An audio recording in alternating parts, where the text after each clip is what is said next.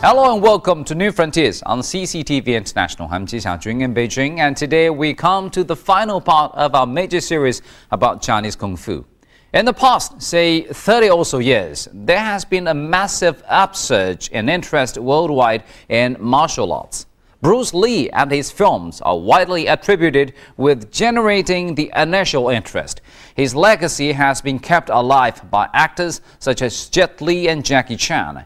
In April, a movie starring these two martial arts legends called The Forbidden Kingdom went on international release. Not surprisingly, it was a huge success. Something else that was hardly a surprise was that it provoked a lively debate as to which of its two stars was the true king of martial arts.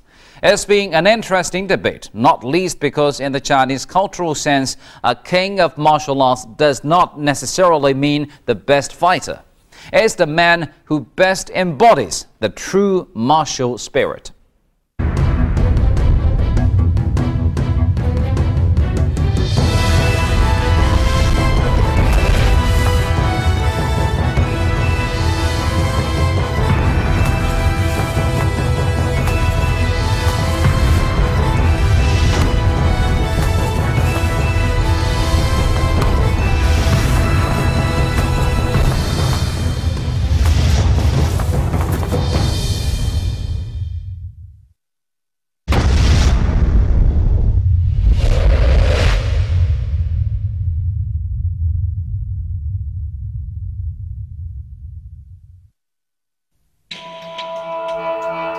Since the beginning of civilization, China has nurtured a unique national cultural tradition. The Chinese refer to it as martial arts, while Westerners call it Kung Fu. But whatever you call it, over the thousands of years in which Kung Fu developed, it moved on from its original role as a means of self-defense and physical training to form a cultural system. From then on, specific martial arts techniques were spread throughout society and passed down from generation to generation. Over the course of the centuries, the cultural aspect of martial arts developed slowly, free of outside influences. The martial arts have long been a common theme in literature. Stories that combined wild invention with precise detail turned the martial arts genre into an aspect of classical culture unique unto itself.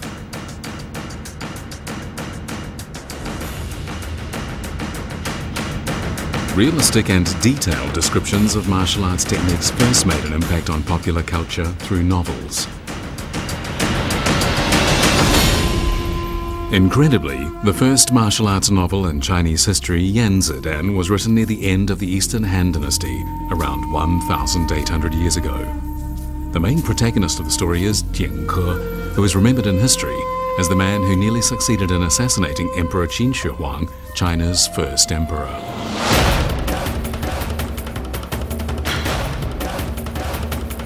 Yan Zidan is based on historical details gleaned from records of the historian and intrigues of the warring states. But in the novel, elements of legend and myth are added to enliven a vivid portrait of mercenaries during the warring states period. Yan Zidan included lifelike portraits of these mercenaries and was the first work to introduce this type of character to mainstream culture.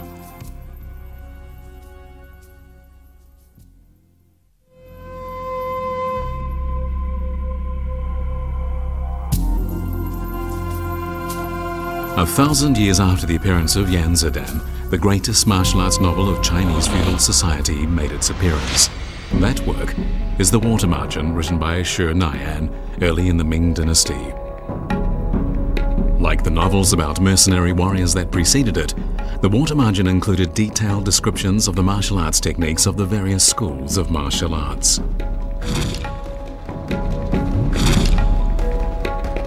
These descriptions were based on the techniques practiced by actual martial arts masters, and they even provided material that martial arts practitioners could use in their search to find the founders of their schools.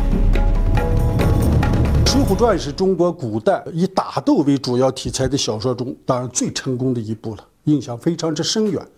水浒传的成功有很多原因，但其中一个最重要的原因就是描写打斗的材料的真实性。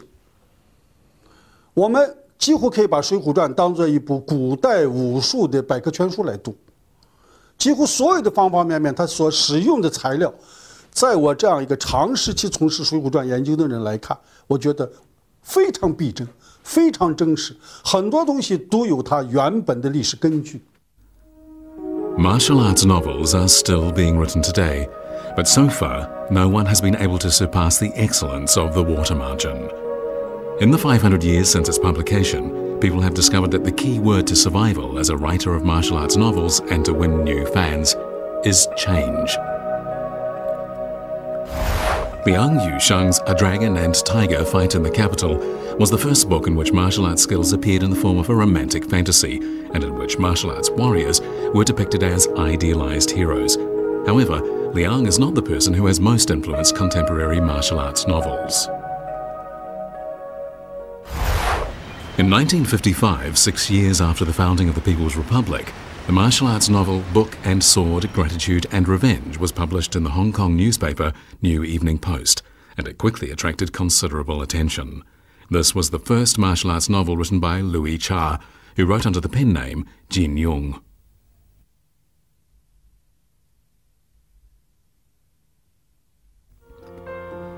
Jin's last martial arts novel, The Deer and the Cauldron, was published in September 1972, but at that time Jin announced he was putting down his pen, and true to his word, he never wrote another novel.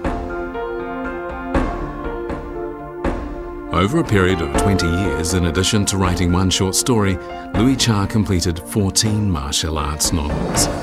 The first Chinese characters of these 14 novels combined to form the following meaning: shooting at white deer on a snowy day, writing about chivalrous men and a smile with blue mandarin ducks.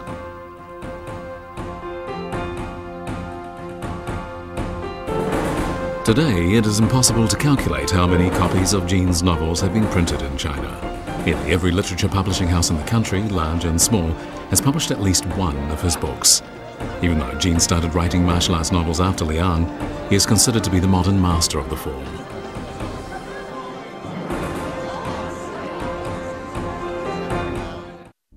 In the 1800 years they have been around, martial arts novels have done a lot to generate enthusiasm for martial arts and promote the spirit of chivalry. However, the 20th century saw the influence of these novels eclipsed by a brand new form of mass media, the movies.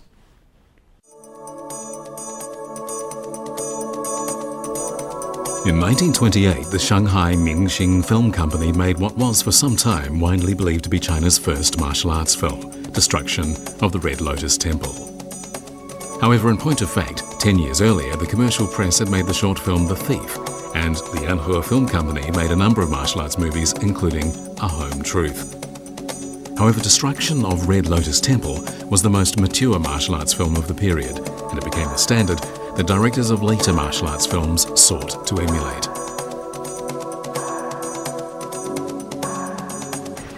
At the same time, martial arts increasingly came to the attention of the Chinese public, and the influence of martial arts expanded.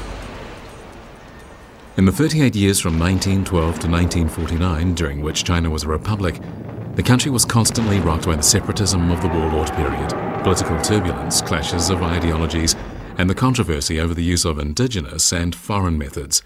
And all this resulted in conflicting impacts on the development of Chinese martial arts.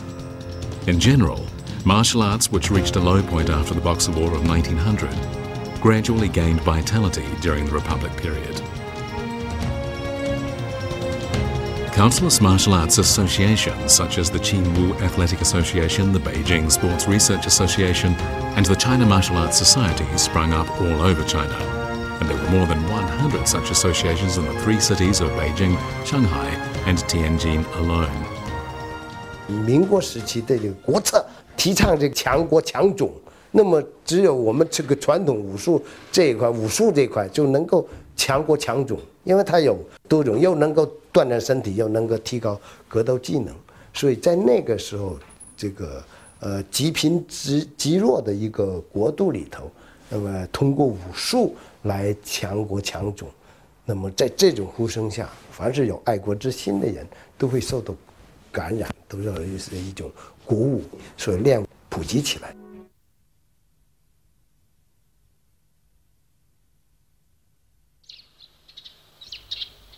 When the People's Republic was established in 1949, martial arts were designated a national treasure and the quintessence of Chinese culture. With this, they entered a new stage of development as the country pursued national construction.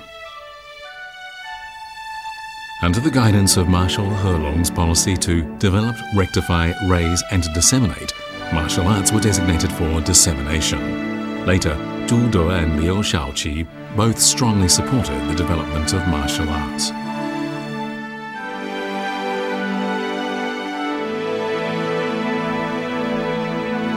In 1957, the State Physical Culture and Sports Commission included martial arts in the list of competitive sports. It published simplified Tai Chi Chuan as well as materials on long boxing and martial arts involving the use of equipment.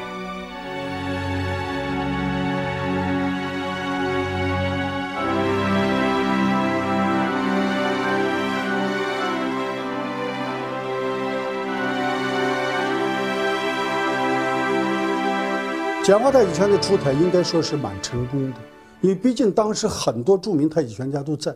主持这项工作的李天济先生本身应该说就是一位非常有修养的太极拳家，再加上顾留星先生他们当时都具有很高的地位，所以这个简化太极拳的编制应该说还是集中了不是一个人做的，是多位武术名家一起考虑的。解放初期，党的体育理念是毛泽东同志提出来的，发展体育运动，增强人民体质。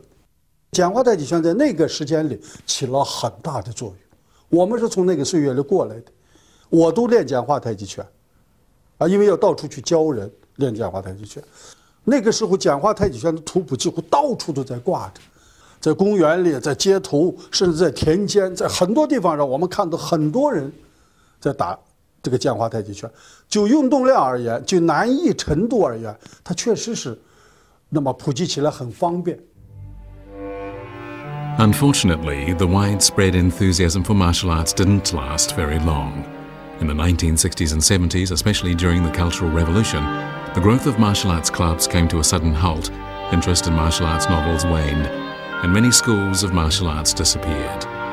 The ideals that martial arts represented no longer had any influence in society.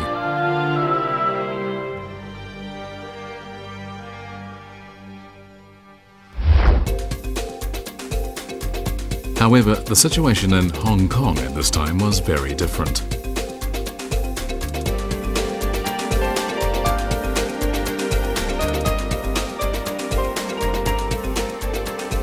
In 1971, a young man by the name of Bruce Lee burst onto the scene in the movie The Big Boss.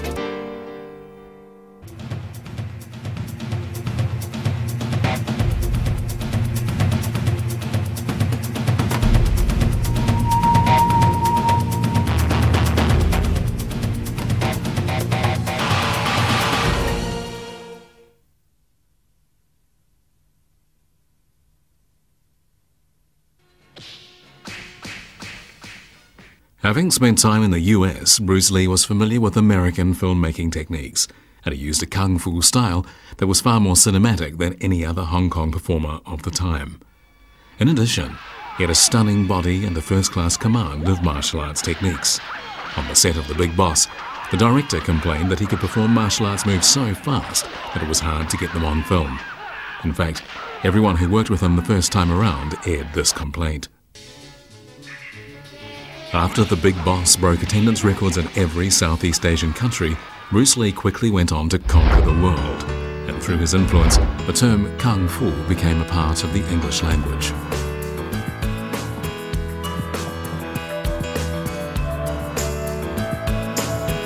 Bruce Lee single-handedly launched a second wave of enthusiasm for martial arts movies.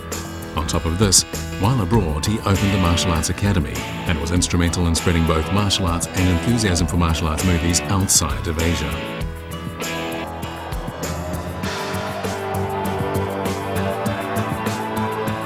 从传播中国文化以及表达中国尚武精神和中华民族的武文化一个精神面貌方面，李小龙所做的贡献，应该说是非常之巨大。我们可以说，他是一位杰出的民族英雄。他把中国传统的武学理念和西洋经过大量试验被证明是非常有效的一些现代的运动项目结合起来。李小龙完成了一次非常了不起的武术的竞技运动的交流和组合工作。他有把中国武术通过影视手段来进行表达，不但充分地表达了武术运动技术，也充分地表达了中国人通过武来对自己进行内心世界的修养、追求高尚的品德等等这样一些理念，他都把它表达出来了。所以尽管他拍的电影并不多，但印象是非常深的。当然因为他走得很早，他还有一些部分没有来得及更完善，或者没有来得及把他的体系更完备，于是乎给我们留下了无尽的遗憾。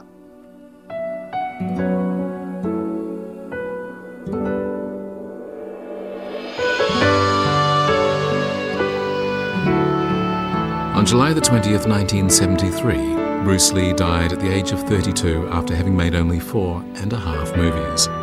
But in that short time, he made an enormous contribution to Chinese martial arts and martial arts movies. His work introduced the world to Chinese Kung Fu.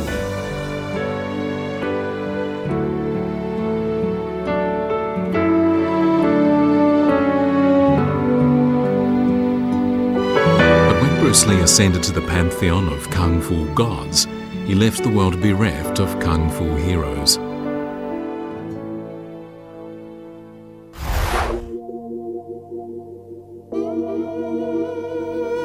Western and Hong Kong movie companies began scouring Asia in search of the second coming of Bruce Lee.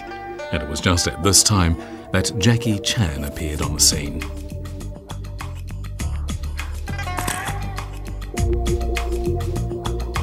Jackie Chan's performance in the movie Drunken Master made him an overnight sensation, and people flocked to theatres to watch his martial arts comedies.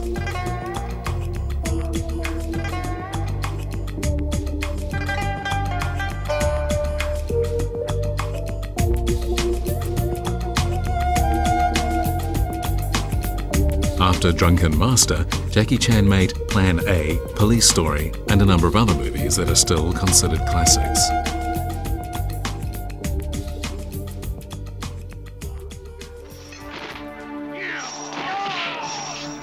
Drunken Master 2, released in 1994, not only received great reviews, it was named one of the year's top 10 movies by Time magazine. Jackie Chan followed that movie with Rumble in the Bronx, and it too did brisk business at the box office, proving that Jackie Chan movies were both well received by critics and commercially successful at the same time worldwide.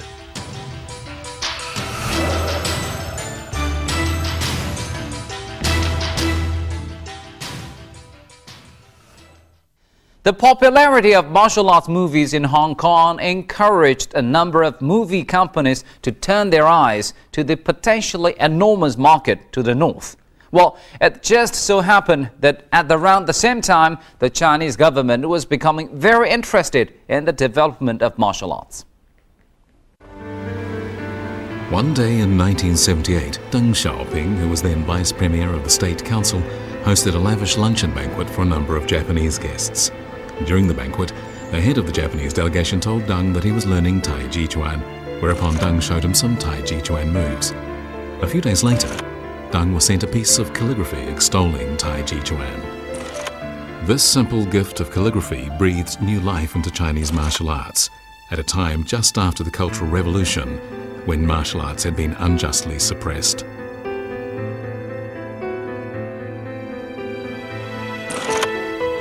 Liao Chengzhi, who was then Vice Chairman of the National People's Congress, was also at the banquet.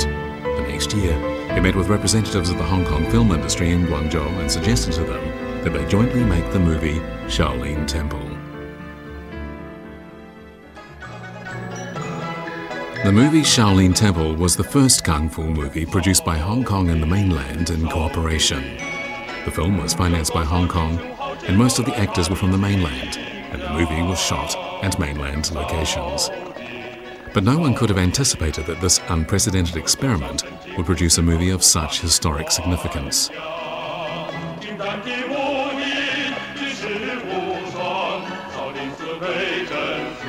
As soon as Shaolin Temple hit the theatres, it made a huge impact that reverberated throughout the world of film. The movie was shown in more than 100 countries and territories, and more than 500 million tickets were sold in China alone. At the time, movie tickets in China cost just 1/10 of a yuan, yet the movie still managed to earn 100 million yuan worldwide, smashing box office records previously set by Bruce Lee and Jackie Chan.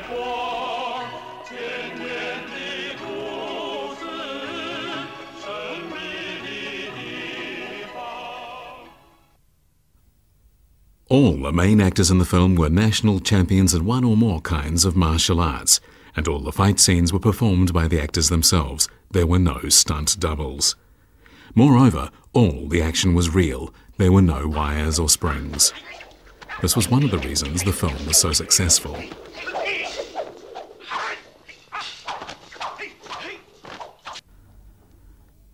Jet Li's first film made him an overnight sensation, and everything went smoothly for him from the start. He made Kids from Shaolin, Once Upon a Time in China, and Twin Warriors in succession, and followed up these hits with a good number of others. Jet Li has already become the third global Kung Fu megastar, following in the footsteps of Bruce Lee and Jackie Chan.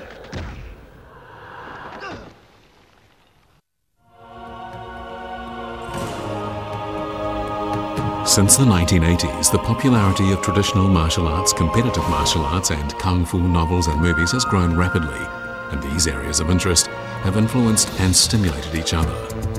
Many A-list directors in China and abroad have made Kung Fu movies in recent years. These movies include Hero, House of Flying Daggers and Seven Swords, and all of them have ignited worldwide interest in Chinese Kung Fu.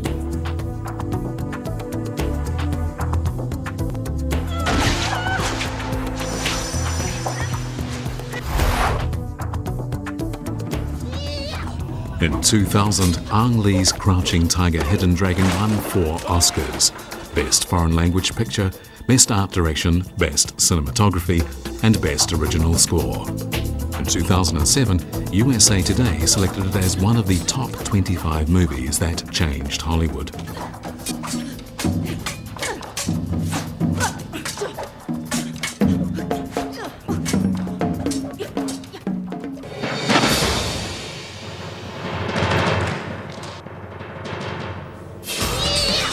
Kung Fu movies have become highly important in the Chinese film industry's efforts to penetrate the global market.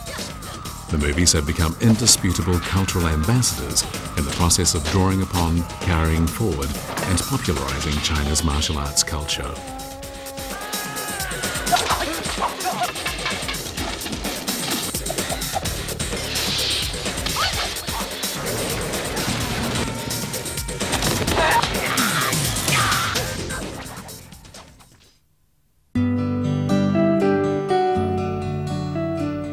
Under the influence of China's martial arts movies, the number of martial arts enthusiasts as well as the number of martial arts schools all over the world has risen sharply. Martial arts schools abroad have already become an important channel for popularizing China's martial arts and traditional culture, and many foreigners now come to China to study martial arts from masters.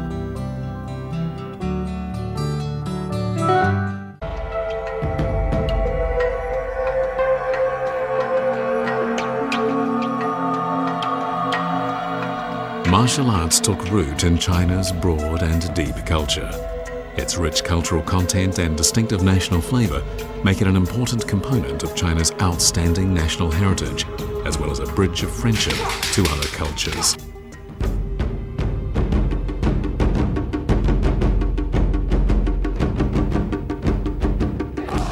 In the future, Chinese martial arts, with their long and glorious history, will play an even greater role in making the world more familiar with China's outstanding national culture.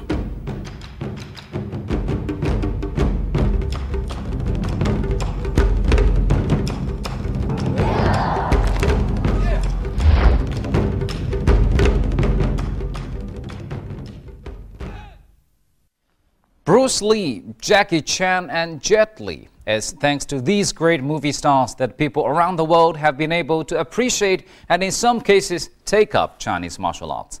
As a jewel of traditional Chinese culture, Chinese Kung Fu today occupies a unique position as a bridge between cultures and between tradition and modernity. Based on its global appeal, there can be little doubt that in the future, Kung Fu will have an even bigger role to play in teaching the world to appreciate China's traditional culture. And with that, we come to the end of our major series about Chinese Kung Fu. And thank you for staying with us on today's New Frontiers. I'm Ji Xiaojun from CCTV International. Goodbye.